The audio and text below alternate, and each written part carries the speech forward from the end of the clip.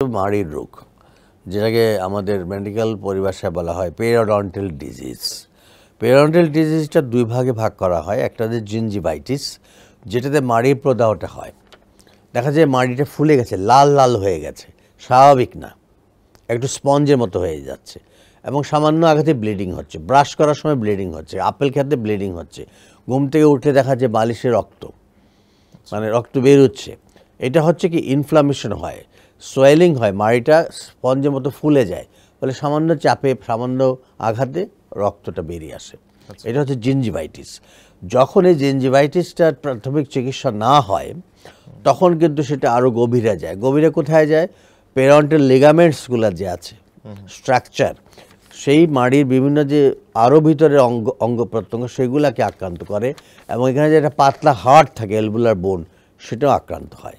ফলে দাঁতটা তার ভিত্তি থেকে নড়ে চড়ে যায়, অর্থাৎ একটু নড়বড়ে হয়ে যায়। অর্থাৎ যে সকেটের মধ্যে সুস্থ দাঁতটা বসানো থাকে টাইট অবস্থায়, সেটা তখন লিগামেন্টগুলো ছেড়ে গিয়ে সে একটু নড়বড়ে হয়ে যায়। ফলে দাঁতটা তখন মাড়ি থেকে আলগা হয়ে বেরিয়ে যেতে চায়। যদি দীর্ঘদিন চিকিৎসা না হয় তাহলে দাঁতটা অকালে পড়ে যায়। তো এটা হচ্ছে মাড়ির রোগ। তো মাড়ির রোগের কথা আমি বলি, মাড়ির রোগটার জন্য আমাদের চিকিৎসা হচ্ছে ডেন্টাল স্কেলিং। ডেন্টাল স্কেলিংটা বিদেশে উন্নত দেশে সবসময় কিন্তু নিয়মিতভাবে তার বছরে একবার ডেন্টাল স্কেলিং করে। কারণটা হচ্ছে আমরা যতই দাঁত ব্রাশ করি না কেন, আমাদের কিছু খাদ্যকণা কিন্তু লেগে থাকবেই। থাকবে কোথায়? মাড়ির নিচে, দাঁতের ফাঁকে, যেগুলো ব্রাশের সাহায্যে সহজে আসে না। যারা ডেন্টাল ফ্লস করে তাদের অবশ্য কিছুটা পরিষ্কার হয়, কিন্তু তবুও কিছু কিছু খাদ্যকণা ভিতরে থেকে যায়। এইগুলা দিনের পর দিন, মাসের পর মাস, বছরের পর বছর থাকতে থাকতে এগুলো হার্ড সাবস্টেন্স হয়ে যায়, যেটা আমরা বলি টার্টার, ক্যালকুলাস, ডেন্টাল প্লাক। তো সেই ডেন্টাল প্লাকের মধ্যে অজস্র ব্যাকটেরিয়াও জমা হতে থাকে। এটাকে বোধহয় স্যার দাঁতের পাথরও বলে, হ্যাঁ, অনেকে পাথর বলে।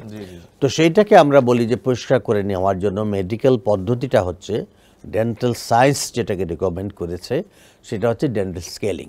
স্কেলিংটা এক ধরনের ইলেকট্রনিক ডিভাইসের মাধ্যমে খুব সহজে ভাইব্রেটরের মাধ্যমে আস্তে আস্তে পাথরগুলোকে বের করে নিয়ে আসা হয়। ব্যথাও লাগে না, একটু অ্যানেস্থেসিয়া আমরা দিয়ে দিয়ে সে পাথরগুলো মাড়ির থেকে সব সরিয়ে ফেলি। বছরে একবার সেটা করলে মাড়িটা সুস্থ থাকে, ভালো থাকে এবং যে অকালে দাঁত পড়ে যাওয়া বা ব্লিডিং হওয়া বা মুখে দুর্গন্ধ হওয়া, সেগুলো থেকে আমরা রক্ষা পেতে